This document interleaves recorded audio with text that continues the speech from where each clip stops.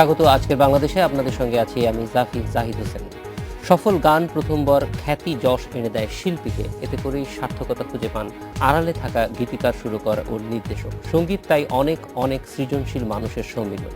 সুরের সুধা নেয়ার অবাধ অধিকার সবার থাকলেও মেধার সত্ত্ব কার কার অধিকারে থাকবে তার কোনো সমাধান নেই দেশে। গানের স্বীকৃতি ও সম্মানী নিয়ে তাই থেকে যাচ্ছে নানা জটিলতা। এসব নিয়ে আজকের আলোচনা গান তুমি কা। কথা বলতে আমাদের সঙ্গে স্টুডিওতে আছেন সঙ্গীত শিল্পী খুরশিদ আলম, সঙ্গীত শিল্পী সুজিত মুস্তফা, কপিরাইটের ডেপুটি রেজিস্ট্রার জোহরা বেগম এবং music industries owners association of Bangladesh MIB সভাপতি AKM আরিফুর রহমান। স্বাগত আপনাদের। খুরশিদ আলম, প্রথমে আপনার কাছেই আসতে চাই যে গান তো অবশ্যই যেই গানটা শিল্পী গায় একজন শ্রোতার কাছে সেটি অবশ্যই সেই শিল্পীর হিসেবেই পরিচিত হয়, কিন্তু এই গানটা তৈরি করার ক্ষেত্রে শুরু থেকে একদম শিল্পীর গলায় শোনা পর্যন্ত অনেকগুলি প্রক্রিয়ায় থাকে। না, একটু বলি আমি যে একজন গীতিকার গান লিখল, ঠিক আছে, এবং গীতিকারের তার আবার পছন্দ থাকে কোন সুরকার দিয়ে গান করাবে, এবং সুরকারের আবার পছন্দ থাকে, কিংবা গীতিকার সুরকারেরও পছন্দ থাকে কোন শিল্পী দিয়ে গান করাবে। তো তিনজনের সমন্বয়ে একটি ভালো গান হয় এবং তার সঙ্গে সহযোগিতায় থাকেন যন্ত্রশিল্পীরা, একটা ভালো গান হলে। তো আমাদের দেশে এখন পর্যন্ত যে গান হচ্ছে সেখানে যে এখন যেটি হয় সেটি হলো যে আমি গান লিখলাম, আমি নিজে সুর করলাম, আমার নিজস্ব স্টুডিও আছে, সেখানে আমি যন্ত্রশিল্পীদের নিয়ে এসে আমি একজন একজন করে নিয়ে রেকর্ডিং করে তারপরে একত্রে একটা গান বের করলাম। এটা খুব তাড়াতাড়ি হয়। আর আমাদের টাইমে বলি, আমাদের সৃষ্টিতে যারা গান করতো তাদের কিন্তু আপনারা একটা গান করতে মানে লেখা, সুর করা, শেখা, এবং যারা যন্ত্রশিল্পীদের ছিলেন তাদেরকে সেই সব মিলে টোটাল 5-6 দিন 7 দিন লাগতো। এবং রেকর্ড করার ক্ষেত্রেও সবাই একসঙ্গেই একত্রে সবাই করতো। এখন অবশ্যই মানে হ্যাঁ, যুগের পরিবর্তন এবং টেকনিক্যালি অনেক ডেভেলপমেন্ট হয়েছে, যার জন্য অনেক তাড়াতাড়ি হয়। কিন্তু ধরেন অনেক গান আছে যেগুলি খুব বিখ্যাত গান এবং সবসময়ই মানুষ শুনছে, সেই গানগুলির ক্ষেত্রে পরবর্তীতে যেটা হয় তৈরির সময় যে গায়ক ছাড়া অন্য মানুষগুলি থাকে এই গানের সঙ্গে তাদেরও যে একটা সম্পর্ক আছে, সেই জিনিসটা বাণিজ্যিক একটা সম্পর্ক আছে। সেইটি আমরা আসলে আজকে একটু খোঁজার চেষ্টা করব যে এই গানটা আসলে মানে যদি আমি বলি সত্যটা কার, সেক্ষেত্রে খুব সত্য কিন্তু যেটা মনে হয় আর কি, যে আমাদের দেশে এটা নিয়ে খুব বেশি বোধহয় করা উচিত না। কারণ এই দেশের কোনো জায়গায় নিয়মের ব্যাপারে যদি বলেন, কিংবা যে কোনো একটা আইনের ব্যাপারে বলেন, কোনোটা ঠিক নেই। আমি ব্যক্তিগতভাবে যেটা মনে করি, আমি বলি আপনার যে যখন HMV লিদান ইস্ট পাকিস্তানে ছিল, তখন তারা একটা করতো যে পাকিস্তান কিন্তু প্ল্যানটা এখানে করেনি, এটা ছিল আপনার করাচিতে। আমাদের বেতারে যে গানগুলি হতো সেই বেতারে আপনার কলিম শরফি ভাই, তো কলিম শরফি ভাই এবং রোজিলতি বলে এক ভদ্রমহিলা, ইনাদের দুজনের উপরে ভার দিয়ে দিল যে ঠিক আছে, আপনারা দেখেন কোন কোন শিল্পীর গানগুলি জনপ্রিয়, এবং মনে করেন জনপ্রিয় মানে কি একদম ঢাকাতে সেগুলি গ্রেডের হতে হবে, ইস্ট পাকিস্তানে গ্রেডে যেন হয়। তারপরে সেইগুলি পাঠানো হতো পাকিস্তানে সেখানে আবার HMV সেখানে লিস্ট বের করতো, সেইটা আবার ঢাকাতে এসে মার্কেটিং করা হতো। এইভাবে আগের দিনে হতো। এখন তো মনে করেন সবাই সিডির যুগ, বাংলাদেশেও সিডি আছে, ঢাকায়ও সিডি আছে, ইভেন একটা সিডি আমি এখান থেকে নিয়ে গিয়ে আমি পঞ্চগড়ে গেলেও আমি প্রিন্ট করতে পারবো। এই মানে হ্যাঁ, টেকনোলজি অনেক এগিয়েছে। জি, আমরা খুরশিদ আলম ভাই আপনার কাছে আবার ফিরে আসবো, একটু সুজিত মুস্তফার কাছে যাব। যে এই যেই প্রসঙ্গটি আসলে আমরা যেতে চাই যে একটা গান অনেকের সম্মিলিত প্রচেষ্টায় গান হয়ে ওঠে, কিন্তু এই গানটা মানে ধরেন যেটা বলছি যে এটার নানান রকম বাণিজ্যিক ব্যবহার আছে, এবং আমরা যেটা শ্রোতা হিসেবে সাধারণ দৃষ্টিতে যেটা দেখি যে গানটা যেন যিনি গাচ্ছেন তার গান, কিন্তু এর সঙ্গে যে আরও অনেক মানুষ থাকে তাদের স্বীকৃতিটা সেইভাবে পাওয়া যায় কিনা বাংলাদেশে। এটা আসলে সারা পৃথিবীতে ঘটনাটা মোটামুটি একরকম। আপনি ওয়েস্টার্ন কালচারে কিন্তু সং রাইটার যিনি, তিনি গানের সুরকার, তিনি শিল্পী। ফলে ওখানে টোটাল কপিরাইটটাই থাকে ক্রিয়েটরের। এখানেও কিন্তু এক সময় রবীন্দ্রনাথ নজরুলের যুগ যদি দেখি, যে তারাই লিখতেন তারাই সুর করতেন বেশিরভাগ ক্ষেত্রে, অতুল প্রসাদ ডিএল রায়ও তাই করেছেন, কিন্তু পরে এই লাইনে ডিভিশন অফ লেবারটা চলে এসছে। এবং মেধাস্বত্ব যেটা, এই বিষয়টা শুরু হয়েছে তো বহু আগে, এবং এটা মানুষের মস্তিষ্কতে সবই, মানে মানুষের কোনো না কোনোভাবে ইনভলভ হতে হয়, শারীরিক পরিশ্রম করে, তার মধ্যেও মেধার প্রয়োগ থাকে। কিন্তু সঙ্গীত শিল্পটা পুরোটাই মেধাগত সৃষ্টি আর কি, বিশেষ করে সুর দেওয়া এবং লেখা, গাওয়ারটার মধ্যে ব্যবহারিক ব্যাপার থাকে। এবং নর্মাল কোর্সে গীতিকার যখন গানটা লিখছেন, সঙ্গে সঙ্গে কিন্তু এটা তার সম্পত্তি হয়ে যাচ্ছে। এটা কপিরাইটটা কিন্তু তার প্রথম কপিরাইট। সেকেন্ড কপিরাইট হচ্ছে যিনি সুর করছেন, তিনি সুর করুক বা অন্য আরেকজন সুর করুক, এটা তার কপিরাইট। এরপরের রাইটগুলো কিন্তু কপিরাইট না, গায়কের রাইটটাকে আমরা বলি ফার্স্ট রিলেটেড রাইট। তারপরে যিনি ফোনোগ্রাম কোম্পানি, যিনি এটা রেকর্ড করেন বা প্রডিউস করেন, আর হচ্ছে সেকেন্ড রিলেটেড রাইট, যিনি এটা ডিস্ট্রিবিউট করেন, চ্যানেল হোক বা রেডিও হোক, তখন তো চ্যানেল ছিল না, এখন চ্যানেল আছে, হ্যাঁ, বা মার্কেট হোক, সেটা হচ্ছে থার্ড রিলেটেড রাইট। তো রাইট সবারই আছে। এবং এই মেধাস্বত্বর ব্যাপারে আমাদের দেশে যেটা সবচেয়ে বড় সমস্যা, সেটা হচ্ছে আইন কিন্তু আছে, আমাদের কপিরাইট রেজিস্ট্রি অফিস আছে, এবং এখানে জোহরা আপা আছেন, উনি ওই অফিসকেই রিপ্রেজেন্ট করছেন, কিন্তু আইনটা প্রয়োগ সেভাবে এক নেই। দ্বিতীয় হচ্ছে যে আমরা অ্যাওয়ার না, আমাদের যে শিল্পীরা তারা এখনো জানেই না যে তাদের এরকম একটা, বেশিরভাগ আর কি, একটা অধিকার আছে, যেটাকে অ্যাপ্লাই করলে তারা তাদের প্রাপ্য মর্যাদাটা, সম্মানীটা বুঝে পেতে পারেন। কিন্তু সেটা একটা প্রসেস চলছে, কিছু কাজ হয়েছে সাম্প্রতিক সময়ে, সেগুলো হয়তো আলোচনায় আসবে আজকে। কিন্তু আপনি যেটা বলছিলেন যে শিল্পী তো মুখপাত্র, শিল্পীর কণ্ঠেই তো গানটা বারবার কানে আসছে একজন শ্রোতার। বহু শ্রোতা কিন্তু আজকাল শিল্পীর নামও জানে না, গানটা তার কানে থাকে। আমার নিজের ক্ষেত্রে এরকম হয়েছে যে আপনাকে, যেহেতু আমি অনেকবার হয়তো আমাকে টিভিতে দেখেছে, বলছে আপনাকে তো চিনি, আপনি আমার শালার বন্ধু না, এরকম কথা হয়েছে। কিন্তু সে কিন্তু আমি যে গান গেয়েছি, আমার যে তার সঙ্গে আমার নামটা সম্পৃক্ত আছে, এরকম না জানার লোকও আছে। অতএব গীতিকার এবং সুরকার তো আরও পিছনের, তাদের নামটা জানার প্রয়াসটা কম। কিন্তু আগে যখন রেডিও বেসড গানের প্রচার ছিল খুব বেশি, এবং গ্রামোফোন থেকে যখন মানুষ গান শুনতো, শিল্পীর গানটাই কিন্তু কানে আসতো বারবার, একবার দুইবার হয়তো দেখে নিত কে লিখেছে, কে সুর করেছে, এবং সেটা সবাই মনেও রাখতো না। কিন্তু তাদের রাইটটা তো এনশিওর করতে হবে, সেটা যদি মানুষ মনে না রাখে। এখন যেমন ধরেন অনেক চ্যানেলে গান হচ্ছে, অনেক এফএম রেডিওতে গান হচ্ছে, সেখানে আমি মনে করি এটা বলা উচিত, কারণ ক্রিয়েটরের কিন্তু আরও একটা রাইট আছে আদার দেন কপিরাইট, সেটাকে আমরা বলি মরাল রাইট।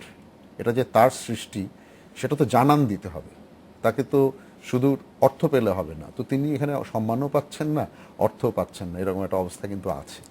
আমরা একটু জোহরা বেগমের কাছে যাই, যে আসলে আপনারা কি ধরনের পান, অ্যাপ্লিকেশন পান, যে মেধাস্বত্ব ক্ষেত্রে, এবং সেগুলির ধরন কি রকম গানের ক্ষেত্রে আর কি? আসলে আমাদের এখানে বিভিন্ন সেক্টরে অ্যাপ্লিকেশন পাওয়া হয়, সঙ্গীতের ক্ষেত্রে খুবই না। আমাদের সাহিত্যকর্ম, সঙ্গীত, সফটওয়্যার, ওয়েবসাইট, তারপরে শিল্পকর্ম, চলচ্চিত্র আমাদের ইনক্লুড আছে। চলচ্চিত্র যদি পুরোটা না হয়, তাহলে পাণ্ডুলিপির ক্ষেত্রে আমরা সাহিত্যকর্ম হিসাবে সেটাকে দিচ্ছি। এই ক্ষেত্রে হচ্ছে আমাদের রেজিস্ট্রেশনে এই কর্মগুলোর উপরে দেওয়া হয়। আর সঙ্গীতের ক্ষেত্রে যেটা সৃজনশীল কর্ম হচ্ছে, সৃজনশীলতার উপর তার হচ্ছে গিয়ে নৈতিক এবং হচ্ছে গিয়ে অর্থনৈতিক অধিকার জন্মে যায়, যেটা সুজিত মুস্তফা ভাই বললেন, যেটা যে কপিরাইট কিন্তু সঙ্গীতের ক্ষেত্রে কপিরাইট এবং রিলেটেড রাইট আছে। কপিরাইট হলো গীতিকার এবং সুরকারের, আর রিলেটেড রাইট হলো ফোনোগ্রাম প্রডিউসার, তারপরে শিল্পীর। এবং এটা হলো আপনার কিছু মেয়াদটা কিছু ভ্যারি করে। যেমন আমার এখানে আছে যে গীতিকার এবং সুরকারের কপিরাইটের মেয়াদ হবে জীবনকাল প্লাস 60 বছর, আর কণ্ঠশিল্পীর মেয়াদকাল হবে 50 বছর, আর ফোনোগ্রাম প্রডিউসারের মেয়াদ 60 বছর, ব্রডকাস্টিং যে অর্গানাইজেশন তার মেয়াদ হলো 25 বছর। এটা হলো আমাদের আইনের ধারা অনুযায়ী। তো সেক্ষেত্রে কিছুটা ডিফার আছে যে বয়স মানে শিল্পীর যেটা বললেন 60 বছর না 50 বছর? শিল্পী 60 বছর, কণ্ঠশিল্পীর মেয়াদ হলো কেবল 50 বছর। 50 বছর, এটা কিন্তু হলো সেটা আমাদের কিন্তু ধারা যেদিন 35 গানটা যেদিন গাছ ধারণ করা হয়েছে সেদিন থেকে 50 বছর, কিন্তু গীতিকার এবং সুরকারের মেয়াদটা কিন্তু অনেক বেশি, সেটা তাদের মৃত্যুর পরে আরো 60 বছর পর্যন্ত। মৃত্যুর পরে আরো 60 বছর পর্যন্ত। আচ্ছা তো সেক্ষেত্রে দেখা যায় যে আমি আমার কর্ম মানে আমাদের বিশেষ করে সচেতনতার অভাব, আমাদের গ্রামে বা তৃণমূল পর্যায়ে এখনো কিন্তু যে সোর্সটা, যেমন অনেকে কণ্ঠশিল্পী বা অনেকে গীতিকার সুরকার, তারা কিন্তু জানেই না যে আসলে কপিরাইট বা রিলেটেড রাইট বলে কোনো কিছু আছে। তারা জাস্ট গান গেয়েছে, অথচ তারই আশেপাশে দেখা যাচ্ছে যে তারই গানের হুবহু শুনে এসে ঢাকা শহরে কপিরাইট করে উনি ওনার পরিচয় পেয়ে যাচ্ছেন, কিন্তু যে অরিজিনাল যে ওনার, তার ক্ষেত্রে সেটা ব্যতিক্রম ঘটছে। এই জন্য আমি মনে করি যে কপিরাইটের ক্ষেত্রে সচেতনতার খুব বেশি আবশ্যক। সচেতনতার যেই প্রশ্নটি আছে সেটি হচ্ছে যে মানুষ হয়তো ঠিকমতো জানেও না যে তার এই সৃজনশীল কর্মটি কোথায় গেলে এই রেজিস্ট্রেশনটা করা যাবে। আমি আমাদের আশেপাশেই দেখি যারা গান লিখে, তাদের মধ্যেও এই সচেতনতাটা অনেক ক্ষেত্রেই দেখি না যে এটা কপিরাইট রেজিস্ট্রেশন অফিসে গিয়ে রেজিস্ট্রেশন করা। এমনি আপনারা কি, মানে আমার এটা ধারণা এবং তাদের সঙ্গে কথা বলে, আপনারাও কি যথেষ্ট অ্যাপ্লিকেশন পান যেই সংখ্যক গান এখন তৈরি না, হচ্ছে সেই তুলনায়? আগে থেকে এখন অ্যাপ্লিকেশনের সংখ্যা বাড়ছে, ধীরে ধীরে মানুষ সচেতনতার আওতায় আসছে এবং অনেকের সময় দেখা যায় তো আগে প্রচার একটু কম ছিল, এখন আমাদের অফিস প্লাস বাংলাদেশ সরকার যথেষ্ট মানে প্রচারের উদ্যোগ নিয়েছে, যে তৃণমূল পর্যায় থেকে শুরু করে, এবং আমাদের অফিস যখন ফুললি অটোমেটেড হয়ে যাবে তখন আপনার অনলাইন অ্যাপ্লিকেশনের মাধ্যমে আপনি বাংলাদেশের যে কোনো প্রান্তে বসে আপনি হচ্ছে গিয়ে আমাদের এখানে আসতেও হবে না যে আগারগাঁয়ে কোন জায়গায় এই অফিসটা আছে বা কোথায় গিয়ে আমাকে এটা হেল্প নিতে হবে, তখন আমাদের এখানে আসতে হবে না। হয়তো ওখানে গিয়ে উনি অনলাইনে অ্যাপ্লিকেশন করে আমরা অনলাইনে ওনাদের সার্টিফিকেটটা ইয়ে করলাম, বা হার্ড কপি হয়তো নিতে আসতে হতে পারে, কিন্তু সেক্ষেত্রে অনেক সুবিধা হবে আমাদের। কিছু মানে সামনের দিকে লক্ষ্য আছে যে আমরা ফুললি অটোমেটেড হলে অফিসটা তখন আরো বেশি সচেতনতা বৃদ্ধি পাবে। গানের ক্ষেত্রে এই কপিরাইট যে আবেদনটা আসে সেটা কি আলাদা আলাদা ভাবে আসে, নাকি একই সঙ্গে সুরকার, গীতিকার এবং গায়ক সব ধরনেরই আসে, আলাদা আলাদাও আসে, আবার একই সঙ্গে আসতে পারে। আপনি আপনার গান কণ্ঠশিল্পী হিসাবে গাবেন, গীতিকার হিসাবে, সুরকার হিসাবে সুর দেবেন, সেক্ষেত্রে আপনি তিনটারই আবেদন করতে পারেন। আবার আলাদা আলাদাভাবে যে এটা মানে আবেদন করেন সেই হিসাবে আসতে পারে। কিন্তু এই যে আমরা এই বিষয়টি আরেকটু জানতে চাইবো যে কপিরাইট অফিসের রেজিস্ট্রেশন করলে পরে আমি একজন মনে করেন গীতিকার অথবা গায়ক, আমার এইটা কি উপকারে আসবে, অর্থাৎ এটার আসলে প্র্যাকটিক্যাল ইমপ্লিকেশনস কি আছে? এটার সবচেয়ে বড় সুবিধা যেটা, সেটা হলো নিজের ও উত্তরাধিকারের মালিকানার সুরক্ষা নিশ্চিত হয়। আরেকটা হলো যদি আইনগত জটিলতায় পড়েন, তাহলে আইনগত জটিলতায় পড়লে এটা আপনাকে প্রোটেকশন দেবে। অর্থাৎ যদি দেখা যায় যে অন্য কেউ এটা নকল করেছে বা এর পাইরেসির কোনো, সেটা কিন্তু তাকে এগিয়ে আসতে হবে, নট দ্যাট যে কপিরাইট অফিস এটা সবসময় মনিটর করছে, তাকে নিজে এগিয়ে আসতে এটা মনিটর করার জন্য যে অর্গানাইজেশন আর কি, বিএলসিপিএস, সিএমও বলে একটা অর্গানাইজেশন আছে, কালেকটিভ ম্যানেজমেন্ট অর্গানাইজেশন, যেটা আপনার ওয়াইপো, ওয়ার্ল্ড ইন্টেলেকচুয়াল প্রপার্টি অর্গানাইজেশন, সারা পৃথিবীতে কপিরাইট এনশিওর করার ব্যাপারে কাজ করছে। এবং ওয়াইপো পৃথিবীর যে সমস্ত দেশে সিএমও গঠিত হয়, এই শিল্পী, গীতিকার এবং সুরকারদের সংগঠন, তারা যখন গভর্নমেন্টের কাছ থেকে, ইনফ্যাক্ট কপিরাইট রেজিস্ট্রি অফিসের কাছ থেকে যখন তারা লাইসেন্স প্রাপ্ত হয়, তখন ওই ওয়াইপো তাদের একটা সিস্টার কনসার্ন আছে সিস্যাক নামে। সিস্যাক হচ্ছে confederation of societies of authors, composers and performers আর কি। তো এরা সফটওয়্যার থেকে লজিস্টিক সাপোর্ট এগুলো প্রোভাইড করে। তখন এই আমাদের যেটা সিএমও বাংলাদেশে, এটা মাত্র গঠিত হয়েছে গত বছরের 16 জুলাই আমরা লাইসেন্সটা পেয়েছি সংস্কৃতি মন্ত্রণালয়ের কাছ থেকে, রেজিস্ট্রি অফিসের মাধ্যমে। এবং এখন যদি কেউ সেই ধরনের সমস্যায় পড়ে, তারা আমাদের কাছে আসবে আগে এবং আমরাও মনিটর করব, এবং আমরা তখন তার বিহাফে মামলা করা হোক বা তার রাইট উদ্ধার করা হোক, সেই কাজটার দায়িত্ব আমাদের। মানে একটা সমষ্টিগত উদ্যোগ থেকে এটা হচ্ছে এক ধরনের সেফগার্ড। এবং এটা কপিরাইট আইনের 41 ধারায় আছে। সিএমও গঠিত হওয়ার পর কিন্তু রেজিস্ট্রেশন অফিসের কাজ শেষ হয়ে যায় না, কপিরাইট রেজিস্টার এটার মনিটরিং করবে ওভারঅল সিএমও ইন কোঅর্ডিনেশন কাজটা ইন হবে। কোঅর্ডিনেশন কাজ। আরিফ ভাই, আপনার কাছে আসবো যে এই যে ইন্ডাস্ট্রিতে আপনারাই মূলত অনেকের সঙ্গে কাজ করছেন এবং বাণিজ্যের যেই মূল প্রশ্নটা সেটার সঙ্গে আপনাদের একটা প্রত্যক্ষ সম্পর্ক আছে, তো এই কপিরাইট আইন সেক্ষেত্রে আপনাদেরকে কি ধরনের সুবিধা অথবা চ্যালেঞ্জের মুখে ফেলে দিচ্ছে এটা একটু জানবো আমরা একটা বিরতি থেকে ফিরে আসার পর। আজকের বাংলাদেশে যাচ্ছি একটি বিরতির পর ফিরে এলাম আজকের বাংলাদেশে। আরিফ ভাই, জানতে চাইবো যে কপিরাইটের আইনটা অবশ্যই অনেক দিন যাবতই আছে, কিন্তু এটার ফলে আপনাদের ব্যবসায় কি ধরনের সুবিধা অথবা চ্যালেঞ্জ আপনারা দেখছেন? হ্যাঁ, ধন্যবাদ। আমরা আসলে একবারে যেহেতু মানে একটা গান তৈরি হওয়ার পরে বা একটা শিল্পকর্ম তৈরি হওয়ার পরে বাজারজাতকারী অবস্থায় আমরা অবস্থান করি, তো সুতরাং এই জায়গাতেই দেখা গেছে অধিকারগুলি বেশি খর্বিত হয়। তো দ্যাটস ওয়াই দেখা গেছে যে আমরা সরাসরি একবারে ক্ষতিগ্রস্ত। তো এখন এই জায়গায় যদি মেধাস্বত্ব আইন এবং মেধাস্বত্ব যাকে আমি এইভাবে বলি ইন্টেলেকচুয়াল রাইট এবং ইন্টেলেকচুয়াল প্রপার্টি রাইট, আমাদের এখানে একজন গীতিকারকে দিয়ে গান শুরু হয়, গীতিকার, সুরকার, শিল্পী, এবং দেন দেখা গেছে এই যে প্রথম তিনজন ক্রিয়েটার এরা কেউই আসলে ব্যবসায়ী না, এরা কিন্তু ক্রিয়েটার। এরা তাদের সৃজনশীল প্রজ্ঞা দিয়ে তাদের কর্মটা তৈরি করে। সেই কর্মটা তারা বাণিজ্যিক ব্যবহারের জন্য আমাদের মতো রেকর্ড কোম্পানিগুলোকে তারা অ্যাসাইন করে। তো সেই অ্যাসাইন করার ক্ষেত্রে বিভিন্ন শর্ত থাকে। কেউ হয়তো এককালীন টাকার বিনিময়ে সেই তার বাণিজ্যিক সত্যটা আমাদের কাছে হস্তান্তর করে, আবার কেউ দেখা গেছে যে একটা প্রফিট শেয়ারের বেলায় আসে, ওই বাকি যে চারজন ক্রিয়েটার এখানে থাকে। তো আমরা যখন সেটা বাজারজাত করতে যাই, বাজারজাত করার ফলে এখন এই পাইরেসির যুগে যখন আমরা একটা অ্যালবাম যতক্ষণ পর্যন্ত সেই ক্রিয়েটারদের হাতে থাকে ততক্ষণ পর্যন্ত এটা সুরক্ষিত থাকে। যখন আমাদের কাছে আসে আমরা স্বাভাবিকভাবে সেটা একজন ক্রেতার কাছে আমরা বা একজন গ্রহীতার কাছে আমরা এটা পৌঁছানোর চেষ্টা করি।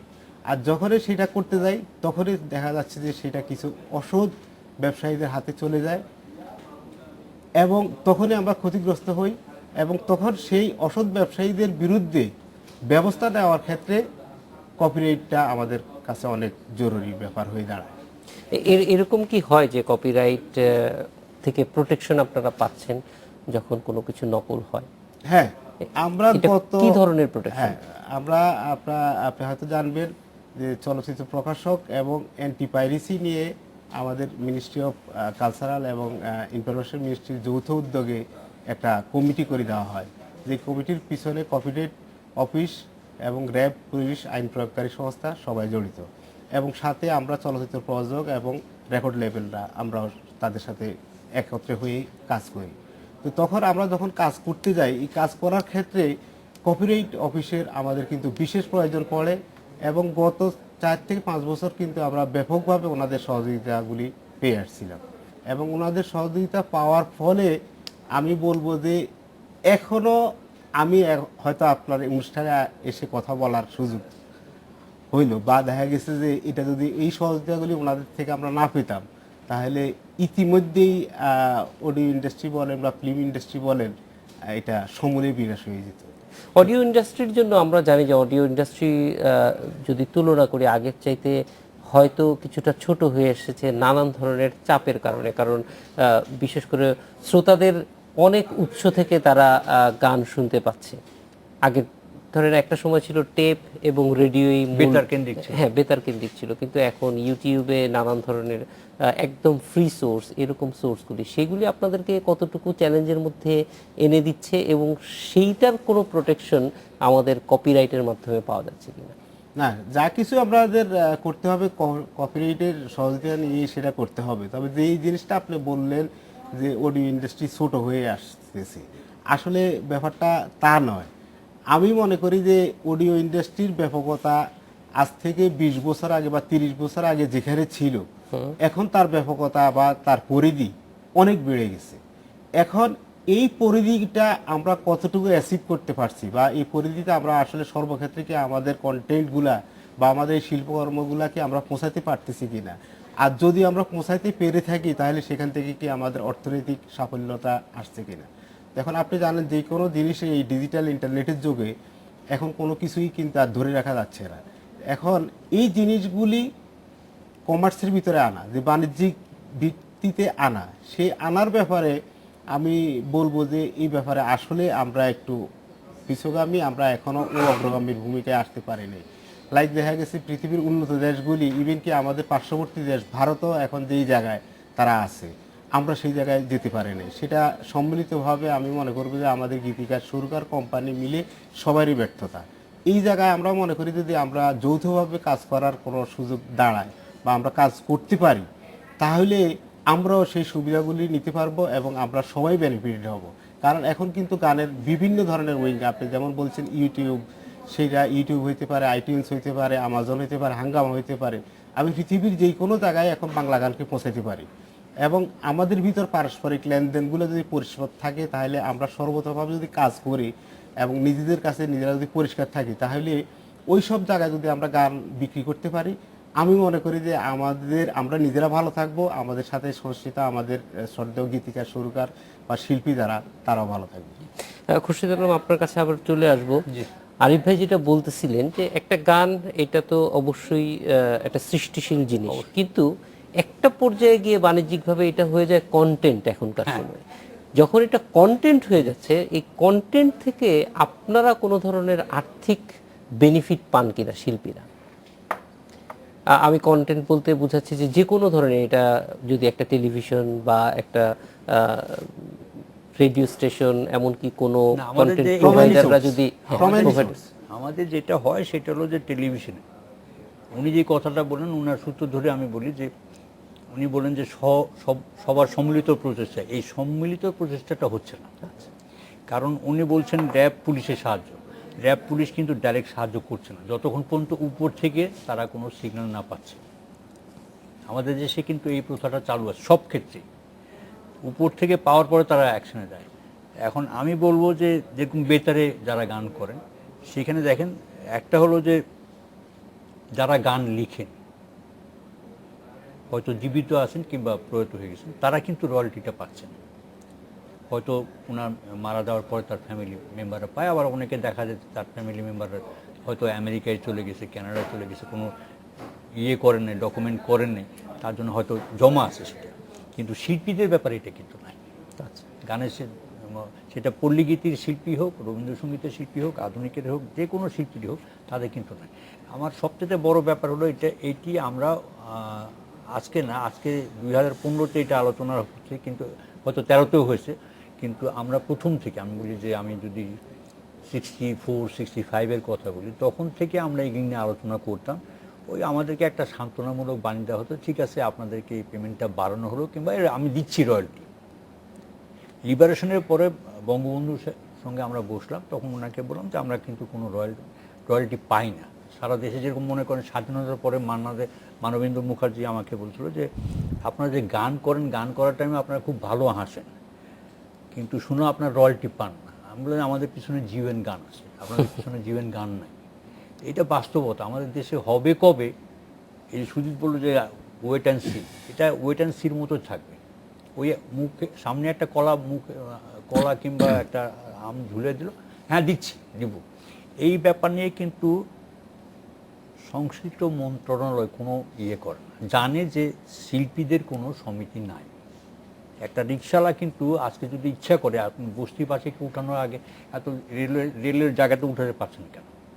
তাদের একটা সংগঠন আছে, কিন্তু যারা গান করে তাদের কোনো সংগঠন নেই। রবীন্দ্রসঙ্গীত যারা করে তাদের একটা মোটামুটি সংগঠন আছে, নজরুল সঙ্গীত যারা করে তাদের আছে, আধুনিক গান যারা করে তাদের কোনো সংগঠন নেই। এটা মন্ত্রী মহোদয় থেকে আরম্ভ করে, মানে প্রধানমন্ত্রী থেকে আরম্ভ করে প্রেসিডেন্ট বলেন, সবাই জানে যে এদেরকে আর কিছু না, খালি বড় সান্ত্বনার বাণী দিতে থাকুক, এবং এই সান্ত্বনার বাণী দিয়েই বছর কি বছর পার করছে। এখন হয়তো মনে করেন টেকনিক্যালি অনেক ডেভেলপ করেছে, অনেক লোকের পার্শ্ববর্তী রাষ্ট্র থেকে কিংবা আরও জায়গা থেকে শুনে নিয়ে এখন অনেক করতেছে। তবে আমি হোপলেসও না কিংবা আমার হতাশাগ্রস্ত না। যেটা বাস্তব সত্য সেটা হলো যে এটি যেরকম মনে করেন আজকে পুলিশ ডিপার্টমেন্ট থেকে আরম্ভ করে এবং নতুন বেতন স্কেল করলো, কিন্তু শিল্পীদের ব্যাপারে কিন্তু টেলিভিশনে কিংবা বেতারে কোনো জায়গায় কিন্তু পারিশ্রমিক বাড়ানোর টাকা দেওয়ার ব্যাপারে তারা না কোনো কোনো কথা বলে। কিছুই নেই।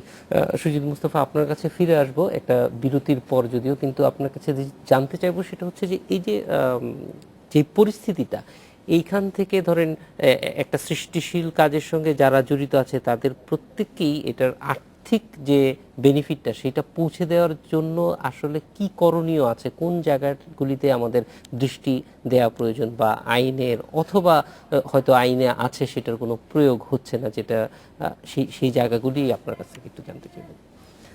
আজকের বাংলাদেশে যাচ্ছে আরেকটি বিরতির পর ফিরে এলাম আজকের বাংলাদেশে।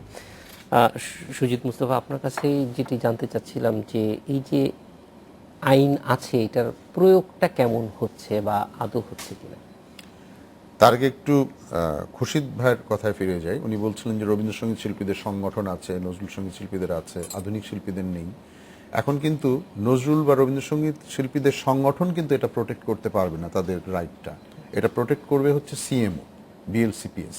এবং বিএলসিপিএস কিন্তু কাজ করছে সব শিল্পীদের জন্য, সব গীতিকার, সব সুরকারের জন্য, রবীন্দ্র নজরুল শিল্পীদের জন্য। আর রবীন্দ্রনাথের অ্যাকচুয়ালি এখন আর কপিরাইট ইস্যুটা নেই, কারণ ওনার মৃত্যুর পরে 60 বছর পার হয়ে গেছে। নজরুলের এখনো আরো 22-23 বছরের মতন বাকি আছে। আর অন্যান্য গীতিকার, সুরকার, শিল্পীদের ওই হিসাব অনুযায়ী এটা হবে, কিন্তু ওইটা প্রোটেক্ট করার দায়িত্ব হচ্ছে বিএলসিপিএস এর। আমরা এখন আছি, আপনি এটা মনে করেন না যে এখন নাই, আধুনিক শিল্পীদের জন্য কেউ নাই। আর যেটা আরিফ ভাইয়ের সঙ্গে যেটা কথা হচ্ছিল যে গানটা যে চুরি হয়, হ্যাঁ, এখানে কিন্তু একটা নৈতিকতারও একটা ব্যাপার আছে। মানে পাইরেসি পৃথিবীর সব দেশেই আছে। এমনকি আমি কলকাতার কিছু আর্টিস্টকে বলতে শুনেছি যে মনটা খুব খারাপ, আমার অ্যালবামটা এখনো পাইরেটেড মার্কেটে আসলো না।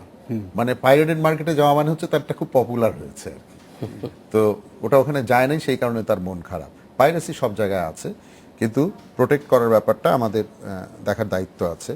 এখানে যেটা হচ্ছে বাংলাদেশে, যে কন্টেন্ট ডেভেলপার একটা গ্রুপ আছে, এগ্রিগেটর বা কন্টেন্ট ডেভেলপার যাই হোক, এরা এই প্রোডাক্টগুলো সংগ্রহ করে। এই সংগ্রহ করার পদ্ধতিটার মধ্যেই কিছু আছে, সমস্যা আছে আমার মনে হয়। কারণ ধরেন, যেমন আমার গান আপনি আমাকে মোবাইলে ফোন দিলে শুনবেন যে আমারই গান সেখানে বাজছে, সেটার জন্য আমাকে প্রত্যেক মাসে চার্জ করা হচ্ছে, কিন্তু ওইটার জন্য আমার যে রয়্যালটি প্রাপ্য সেটা কিন্তু আমি পাচ্ছি না। সেটা আমার যে কন্টেন্টটা যিনি ডেভেলপ করেছেন তার তো আমাকে যোগাযোগ করে দেওয়ার কথা, তিনি আমাকে কখনো যোগাযোগও করেন না। তো এরকম এটা হচ্ছে আমার ক্ষেত্রে, আমি সচেতন একজন মানুষ, আমি নিজে স্বয়ং বিএলসিপিএস এর সঙ্গে আছি, কিন্তু তাহলে অন্য এভারেজ মানুষের কি অবস্থা? এবং মোবাইল কোম্পানিগুলোতে যে গান ব্যবহার হচ্ছে সেখানে কিন্তু কন্টেন্ট শত শত কোটি টাকার কন্টেন্ট ব্যবহার হয়, এবং এখানে ওনাদের কোনো প্ল্যাটফর্ম নাই। এই গানগুলো তো পুরো গান দেওয়া হয় না, এগুলোকে একটু কেটে ছেটে ছোট করা হয়, ইন্টারলুড প্রিলুড বাদ দেওয়া হয় যাতে গানটা ডাইরেক্ট কানে আসে, সেভাবে একটা ছোট করে নেওয়া হয় জিনিসটাকে। তো এই প্ল্যাটফর্মটা যারা দেয় এটা তাদের একটা টেকনিক্যাল ক্যাপাসিটি, এই ক্যাপাসিটি কিন্তু বিএলসিপিএস এ থাকবে না। আমাদের কাজ হবে এটা মনিটর করা, এবং তারা ঠিক মতন তারা রেজিস্টার্ড আইটেম নিয়েছে কিনা, এবং সেইগুলোর যে কোডিং হয়, এই যে আপনি যখন একটা গান নামাবেন ওটা একটা কোড থাকে, ওটা বিভিন্ন মোবাইল কোম্পানি কোডগুলো প্রোভাইড করে। কোডগুলো সেমও হতে পারে, ডিফারেন্টও হতে পারে। এখন আমাদের কাছে একটা রিপোর্ট আছে যে একই গানের একাধিক কোড হচ্ছে আর কি। তার মানে কি হচ্ছে, যে একটা কোড হয়তো তারা রয়্যালটি দিচ্ছে, কিন্তু ওইটার নামে যে বানোয়ার যে কোডগুলো আছে সেটার এগেনস্টে রয়্যালটি আসছে না। এইটা বন্ধ করতে হবে, সেক্ষেত্রে আমাদের ভূমিকা আছে। কিন্তু আমরা এখন ইন দ্য মেকিং প্রসেস, আমাদের এটা 1 বছরও হয়নি এখনো, এবং আমরা সিস্যাক থেকে সফটওয়্যারটা পাওয়ার পরে এবং ট্রেনিং কমপ্লিট করার পরে আমরা কন্টেন্ট ডেভেলপারদেরকে যখন আমরা বোঝাতে পারবো, তারা জানে যে এই প্রসেসের মধ্যে তাদেরকে আসতে হবে। তারা নিজেরা যদি যেচে এখনই আসে, এখন থেকেই আর্টিস্টরা বেনিফিটেড হওয়া শুরু করবে। এখনো হচ্ছে, কেউ কেউ যে নিচ্ছে না তা না, যারা খুব সচেতন তারা যে তাদেরটা কিন্তু আদায় করে আনছেন। কিন্তু সেটা হচ্ছে যারা খুব হিট আর্টিস্ট তারা হয়তো একা অনেক টাকা নিল, কিন্তু মার্জিনালি যদি প্রফিট চিন্তা করেন, কেউ কেউ হয়তো বছরে 2000 টাকা পাবে, কিন্তু এরকম হয়তো বহু মানুষ আছে। ওই রকম আরো 2000 জন আর্টিস্ট থাকতে পারে যার, কিন্তু এটা টোটাল ধরলে সেটা অনেক টাকা, অনেক টাকা, অনেক টাকা, কিন্তু সেটা তারা পাচ্ছেন না। তো সেইটা আমরা এনশিওর করার প্রসেসের মধ্যে আছি এখন। সবার সঙ্গে সবার, যেমন আজকে একসঙ্গে ওই যে এমআইবির সঙ্গে আমাদের বসতে কিন্তু দীর্ঘদিন সময় লেগে গেছে, তাই না আরিফ ভাই? মানে এখন হবে ইনশাল্লাহ। তো এই এখন ইনশাল্লাহ হবে আর কি, একসঙ্গে সব আমরা মিলেছি, দেখা যাক। কিন্তু এটা তো একদিক থেকে আমার মনে হয় যে যদিও শিল্পীরা এখান থেকে কোনো ধরনের বেনিফিট বা সব শিল্পী পাচ্ছেন না, কিন্তু আমাদের শিল্পের ক্ষেত্রে অন্তত গান এবং অন্যান্য ক্ষেত্রে আমরা যেটা দেখছি যে এটা একটা লাইফ লাইনও হতে পারে যদি ঠিক মতো এটাকে চর্চাটা করা যায়। আপনারা যেটা বলছেন যে যে কন্টেন্ট ডেভেলপ হচ্ছে সেই কন্টেন্ট ডেভেলপের বেনিফিটটা যদি আমরা শিল্পীদের দেখেন, কাছে আপনার পৌঁছে দিতে পারি। আপনার বাবা যদি আপনার জন্য মানে জমি কিনে রেখে যদি চলে যান, সেই জমির কিন্তু একটা অটোমেটিক উত্তরাধিকার কিছু ল আছে, সেই অনুযায়ী আপনাদের ভাই বোনদের মধ্যে ভাগ বাটোয়ারা হবে। তাহলে যিনি তার মেধা খাটিয়ে একটা জিনিস সৃষ্টি করেছেন সেটা তো তার সম্পত্তি। আমি আপনার ঘর থেকে একটা মোবাইল তুলে নিয়ে চলে গেলে কিন্তু আমি চোর, কিন্তু আমার গানটা আরেকজন নিয়ে ব্যবহার করছে, সে গাইছে বা সে সেটাকে বিক্রি করছে, সে তার নিজের কন্টেন্ট হিসেবে ব্যবহার করছে, এটাও তো আর একটা চুরি। তো সেইটাকে প্রোটেক্ট করার ইয়েগুলো মানে সিস্টেমগুলো একটু জটিল অবশ্যই। এবং সবচেয়ে বড় কথা হচ্ছে কি যে মিডিয়ার সিস্টেমগুলো চেঞ্জ হচ্ছে। আমাদের এই যে গ্রামাফোন, রেডিও, তারপরে ক্যাসেট, সেখান থেকে সিডি, তারপরে এখন ওয়েবসাইটে চলে গেছে। এবং আপনি ওয়েবসাইট থেকে এখনো ভিডিও ডাউনলোডিং কিন্তু বড় বড় ভিডিও মেকাররা, প্রডিউসাররা ঠেকাতে পারেনি। টরেন্টে আপনি সব পাবেন, যে টরেন্ট ইউজ করা জানে সে সবই নামিয়ে দিচ্ছে। অর্থাৎ কপিরাইট বিঘ্নিত হচ্ছে, এবং এটা একেবারে পুরোপুরি হয়তো ঠেকানো যাবে না। কিন্তু আমাদের দেশে আমরা যদি আমাদের এই জায়গাগুলো নেগোশিয়েট করে এবং আমাদের পুরো ক্যাপাসিটিটা বিল্ড আপ করে আমরা কাজে লাগতে পারি, আমরা আশা করছি যে আমরা সফল হব। জোহরা বেগম, আপনার কাছে আসবো যে এই যে পরিস্থিতিটা এখন আছে, আমরা জানি যে আমরা কেবল শুরু করেছি, কিন্তু এই ক্ষেত্রে কপিরাইট অফিস শিল্পীদেরকে কি ধরনের সহযোগিতা করতে পারে? আমরা একটা ব্রেকের পরে আপনার কাছ থেকে জানতে চাই। আজকের বাংলাদেশে নিচ্ছে আরও একটি বিরতির পর ফিরে এলাম আজকের বাংলাদেশে। জোহরা আপা, আপনার কাছ থেকে একটু খুব সংক্ষেপে জানতে চাইবো যে কিভাবে কপিরাইট অফিস এই জিনিসটাকে এগিয়ে নিতে পারে বা সহযোগিতা করতে পারে শিল্পীদেরকে। কপিরাইট অফিস মেইনলি আমি প্রথমেই বলেছি যে কপিরাইট অফিস শিল্পীদের কাছে যাবে না। শিল্পীদের যারা সৃজনশীল কর্মের সাথে জড়িত তারা হচ্ছে কপিরাইট অফিসে আসতে হবে। বিশেষ করে আমার মানে সৃষ্টি, মূল কথা হচ্ছে যে আপনাদের কাছে রেজিস্টার্ড যদি থাকে তাহলেই তারা একটা সহযোগিতা পাওয়ার, প্রোটেকশন চাইতে হবে না প্রোটেকশন চাইতে হবে, তাকে এসে রেজিস্টার্ড করতে হবে। আবার হচ্ছে কি শুধু যে কপিরাইটের মাধ্যমে, রেজিস্ট্রেশনের মাধ্যমে যে তার রেজিস্ট্রেশন হবে বা প্রথম সে আদালতে দাখিল করবে যে আমি এটার প্রমাণ, সেটা না। সে বাই পোস্ট সে নিজে যখন একটা কর্ম সৃষ্টি করে, বিশেষ করে সাহিত্যকর্ম, আমি একটা কর্ম রচনা করলাম, তারপরে আমি বাই পোস্ট আমাকেই করলাম, সেই যে ফিরতি ডাকে আসলো, এটা আমার একটা প্রমাণ হয়ে থাকলো। আরিফ ভাই, আপনার কাছ থেকেও খুব সংক্ষেপে জানতে চাইবো যে এই কপিরাইটের যে বিষয়টি, যে প্রত্যেকেরই রাইটটা যাতে ঠিক মতো প্রতিষ্ঠা করা যায়, সেই জন্য আপনার কি পরামর্শ থাকে? খুব অল্প সময়। না, আসলে এই জায়গায় সবাইকে সচেতন হইতে হবে। কারণ বর্তমান সময়ে সচেতন যদি না হয় তাহলে তো সে ক্ষতিগ্রস্ত হবেই। আর যদি সচেতন হয় তাহলে আমি মনে করি যে কেউই ক্ষতিগ্রস্ত হবে না। এখানে পাওয়া না পাওয়া বা দেওয়া না দেওয়ার কোনো বিষয় আসবে না। কারণ একটা জিনিস হয় কি, বর্তমান সময়ে আপনি একটা সময় ছিল লাইক আমি 5000 সিডি করলাম, আমি একটা শিল্পীকে বললাম যে আমি 2500 সিডি বিক্রি করছি, আমি সেখানে মিস ডিক্লেয়ার করে দেওয়ার একটা সুযোগ ছিল। কিন্তু এই ইন্টারনেটের যুগে এখন দেখা গেছে যে এই জিনিসগুলি করার কোনো সুযোগই নেই। একটা শিল্পী চাইলে পৃথিবীর যে কোনো জায়গায় তার গানটা বিক্রি হচ্ছে কিনা, বা এখানে যদি লোকাল অপারেটরে হয় সেখানে বিক্রি হচ্ছে কিনা, এই জিনিসটা ফাইন্ড আউট করা ভেরি ইজি। তো সুতরাং যদি কেউ সচেতন হয় তাহলে এই মুহূর্তে গান থেকে ক্ষতিগ্রস্ত হওয়ার আমার মনে হয় কোনো সুযোগ নাই। এখন সময় আসছে আসলে যার যার অধিকারটা প্রতিষ্ঠা করা। আর এখানেও আমরাও দেখা গেছে যে অবৈধভাবে কোথাও দেওয়ার সেই সুযোগটা নেই। কিন্তু মূলত বিষয়টাই যেটা আমি এটা বলে শেষ করব, আমরা আসলে আমাদের মূল সমস্যাগুলি আমরা ঠিক জানি না। আমরা দেখা গেছে যে একটি মাত্র কন্টেন্ট যখন আমাদের স্ট্রোক হয়, সেখান থেকে 35 টাকা করে একটা সাবস্ক্রাইবার থেকে না হয়, যা ভাগ করতে করতে আমাদের এন্ডে আসা সেটা 5 টাকা বা 6 টাকার মতো এরকম একটা অ্যামাউন্ট দাঁড়ায়, যেটা আমরা হয়তো শিল্পী গীতিকার সুরকারের সাথে আবার শেয়ার করি, অথবা কোনো সময় দেখা গেছে সেটা যদি এককালীন টাকার বিনিময়ে নেওয়া হয় সেটা আর শেয়ার করা হয় না। এই পদ্ধতিতে কাজ হয়ে থাকে। এখানে আরেকটা বড় সমস্যা আছে, এটা একটু বলে রাখা ভালো, যে যেমন ধরেন আমার গানটা মাসে 34 টাকা বা কারো কোনো কোম্পানির ক্ষেত্রে 20 টাকা একটা রেট আছে, প্রথমবার রেজিস্ট্রেশন হলো তখন কিন্তু কন্টেন্ট ডেভেলপারের মাধ্যমে কিছু টাকা আসে আর্টিস্টের কাছে, সবার কাছে না গেলেও কারো কারো কাছে যায়, কিন্তু ওইটা প্রত্যেক মাসে রেজিস্ট্রেশন হয়, তখন হ্যাঁ, কিন্তু আর ওই কোনো কথাটাই আমি payment বলতে করা- চাচ্ছি। আসলে এই জিনিসটাই সবচেয়ে আমাদের শুভঙ্করের ফাঁকি। কারণ আমি যদি একটা বাসা ভাড়া নিই 12 মাসের জন্য, তাহলে 1 মাসের ভাড়া দিয়ে নিশ্চয়ই আমি 12 মাস থাকতে পারবো না। এটা কিন্তু আমাদের দেশে এই জিনিসটা হচ্ছে, এখানে একটা গান কিন্তু 12 মাস বিক্রি হচ্ছে এবং অপারেটররা বিক্রি করতেছে, রিনিউয়াল ফি নিচ্ছে, একটা সাবস্ক্রাইবার থেকে রিনিউয়াল ফি প্রতি মাসে 20 টাকা করে নিচ্ছে।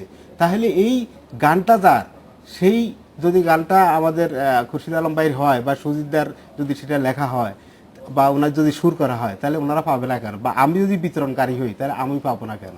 কিন্তু এই জায়গায় দেখা গেছে আমাদেরকে তারা সরাসরি এই জিনিসটা থেকে দেওয়া থেকে বিরত থাকতেছে। সুতরাং এখন সময় আসছে আমাদের এক হয়ে সেই জিনিসগুলি অধিকার আদায় করা।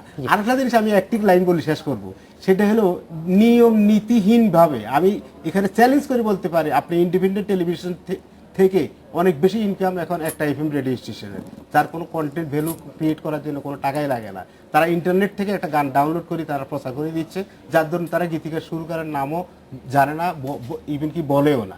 টাকা দেওয়া তো দূরে থাক বা অনুমতি নেওয়া তো দূরে থাক। তো সুতরাং এই সুজিত দা, জায়গাটুকু আমাদেরকে আপনার কাছে achieve করতে হবে। চলে আসবো যে এই অবস্থাটা থেকে উত্তরণের জন্য আপনারা সংগঠন থেকে বা শিল্পীরা কি ধরনের উদ্যোগ নিচ্ছেন খুব সংক্ষেপে? আমাদের প্রথম কাজ হচ্ছে অ্যাওয়ারনেস ডেভেলপ করা। আমাদের বিএলসিপিএস এর প্রেসিডেন্ট সাবিনী ইয়াসমিন, এবং এখানে আমরা বাংলাদেশের বেশিরভাগ শিল্পী অলরেডি আমরা এটার সঙ্গে সংযুক্ত হয়েছি। তো শিল্পীদেরকেই আমরা নিজেদের মধ্যে অ্যাওয়ারনেসটা ডেভেলপ করার চেষ্টা করছি। যারা এখনো আসেননি তাদেরকেও আমরা বলছি কেউ কেউ আবার বিরোধিতা করছে, কেউ কেউ মনে করছে যে আমাদের সঙ্গে আসলে বোধহয় তাদের কোনো একটা ক্ষতি হবে, কোনো একটা লস হবে, এটা না বুঝে করছে, কারণ এটা সবার স্বার্থই আমরা রক্ষা করার চেষ্টা করছি।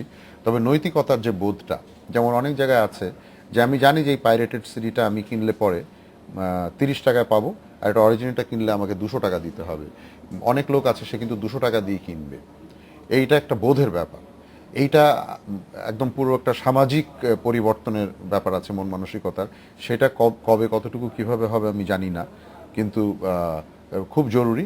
এবং যেগুলো পাইরেটেড হচ্ছে সেখানে কিন্তু টাস্ক ফোর্সের একটা ভূমিকা আছে, এবং টাস্ক ফোর্স আছেও আমাদের Task force আমাদের আছে, আছে। এবং এটা শুধু রিপোর্ট হওয়ার অপেক্ষা আর কি। জি, আমার সময় একদম শেষ হয়ে গেছে। একদম খুরশিদ আলমের কাছে শেষ একটু অল্প কথায় জানতে চাইবো যে এই শিল্পীদের স্বার্থটা যদি রক্ষা করতে হয় তাহলে শিল্পীদের দিক থেকে সচেতনতা কি মাত্রায় থাকা প্রয়োজন মনে করেন? না, অবশ্যই নিজের স্বার্থ তো অবশ্যই দেখা উচিত, এবং শিল্পীদের আমি বলবো সব শিল্পীদেরই আসা উচিত।